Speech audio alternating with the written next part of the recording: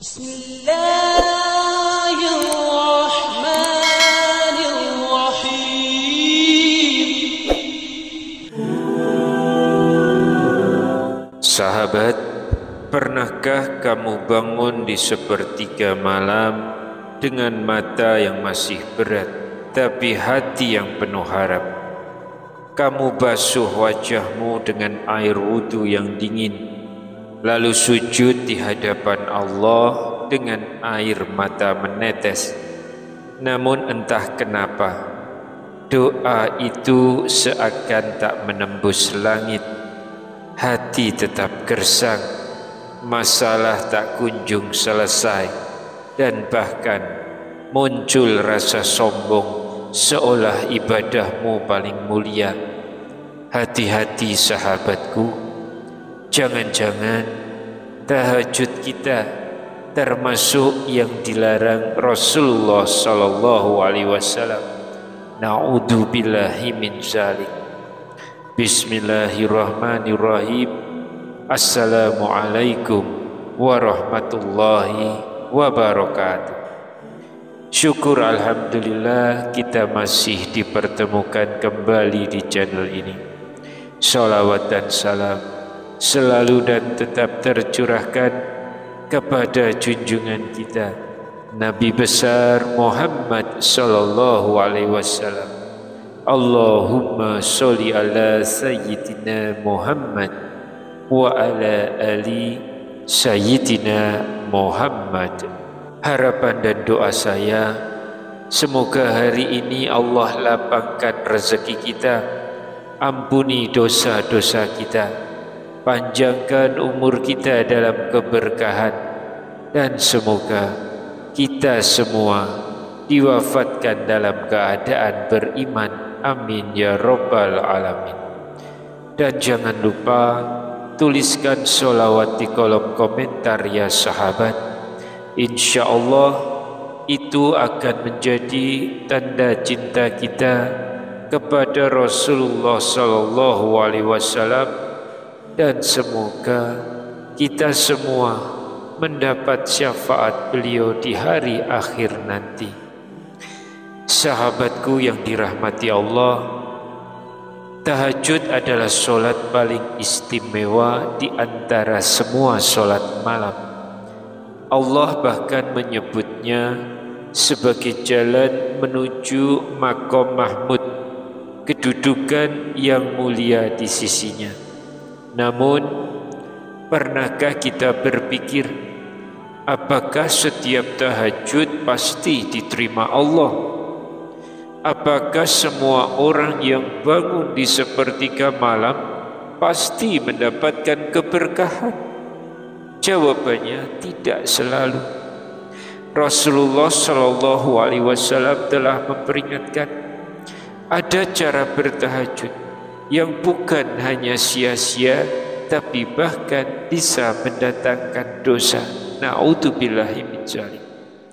Tapi sebelum kita melangkah lebih jauh, jangan lupa untuk like video ini, subscribe channel ini, serta aktifkan lonceng notifikasinya agar sahabat tidak ketinggalan kajian-kajian kami berikutnya.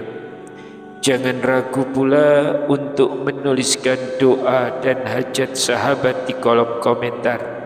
Insya Allah doa-doa tersebut akan kita aminkan bersama, dan semoga Allah subhanahu wa ta'ala segera mengabulkan setiap permohonan baik kita. Dalam sebuah hadis Rasulullah sallallahu alaihi wasallam bersabda, doa seorang muslim untuk saudaranya tanpa sepengetahuannya akan dikabulkan. Di atas kepalanya ada malaikat yang ditugaskan. Setiap kali ia mendoakan kebaikan untuk saudaranya, malaikat tersebut berkata, amin, dan engkau pun mendapatkan yang semisalnya. Hadis riwayat Muslim. Maka mari kita saling mendoakan, semoga Allah mudahkan segala urusan kita di dunia maupun di akhirat. Amin ya rabbal alamin.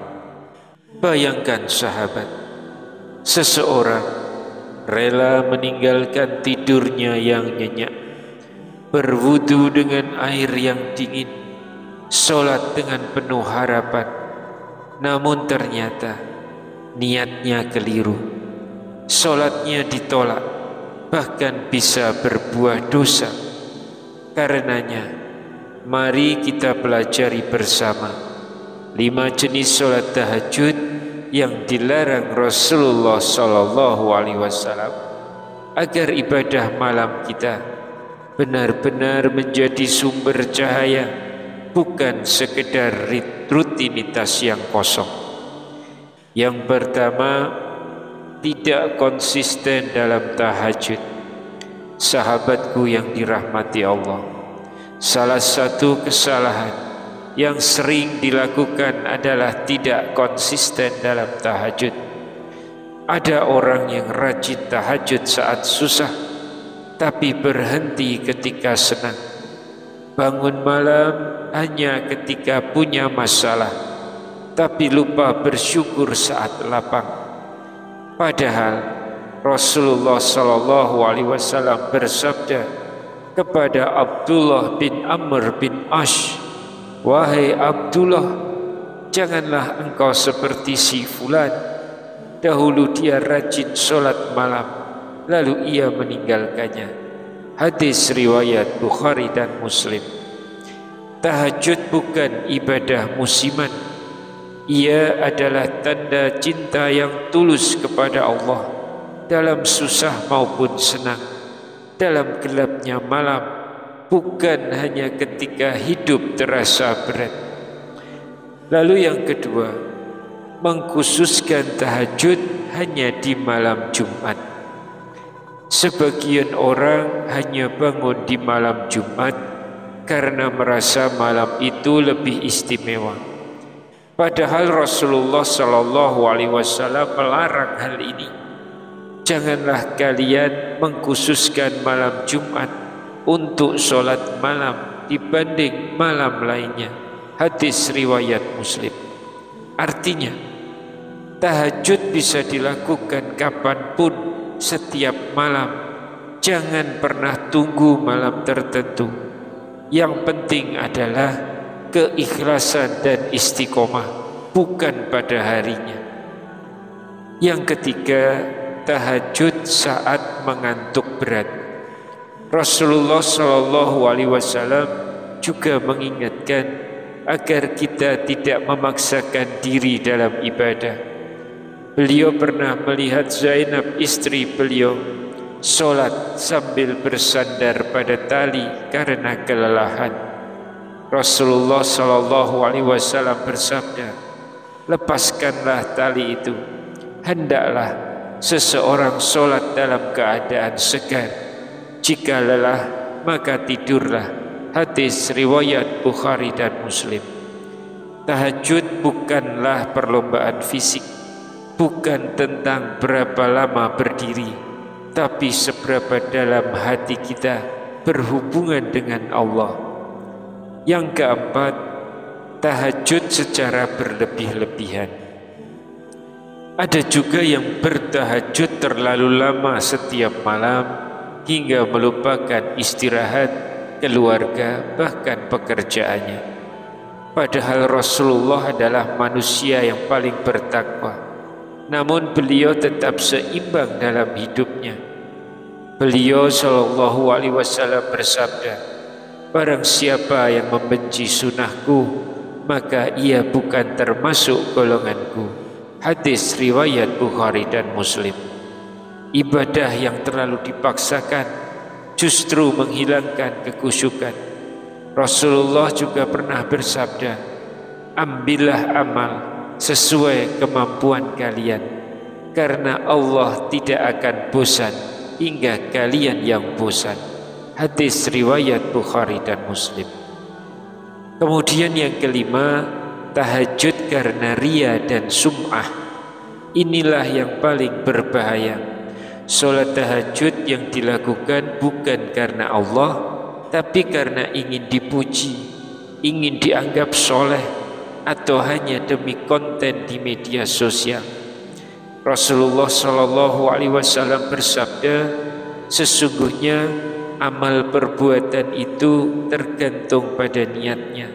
Hadis riwayat Bukhari dan Muslim. Sahabat, betapa banyak orang yang bangun malam namun tidak mendapatkan apapun karena niatnya bukan untuk mencari ridho Allah, tapi untuk mencari pujian manusia. Coba kita renungkan sejenak. Berapa kali kita tahajud karena benar-benar rindu ingin berbicara dengan Allah, atau justru karena ingin doanya cepat dikabulkan? Tahajud adalah ruang sunyi yang Allah buka untuk hamba-hamba pilihan.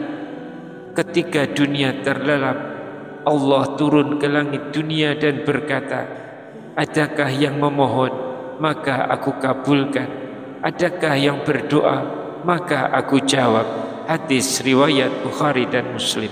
Sungguh kalimat itu cukup untuk membuat kita menangis. Betapa Allah memanggil kita dengan penuh kasih, tapi seringkali kita lebih memilih untuk tidur.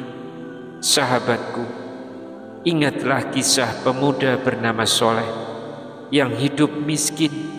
Ayahnya hanya tukang becak, ibunya berjualan di pasar. Ia bangun malam, menangis dalam sujudnya, memohon agar Allah mengangkat kesusahan keluarganya. Dan ajaibnya, tidak sampai setahun ia mendapatkan beasiswa kuliah, lalu mendapatkan pekerjaan yang layak, dan akhirnya bisa membahagiakan kedua orang tuanya. Karena apa? Karena tahajudnya ikhlas, tidak dipamerkan, tidak dihitung, hanya dipersembahkan kepada Allah Subhanahu wa Ta'ala semata.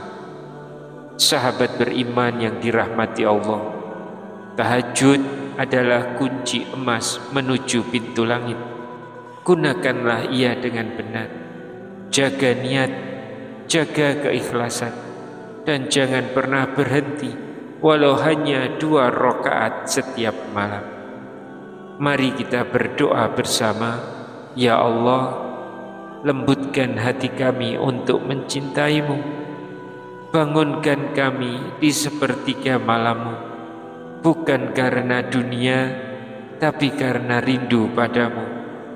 Terimalah setiap sujud kami, ampunilah setiap dosa kami, dan jadikanlah kami hamba yang istiqomah dalam ketaatan. Amin ya Rabbal Alamin.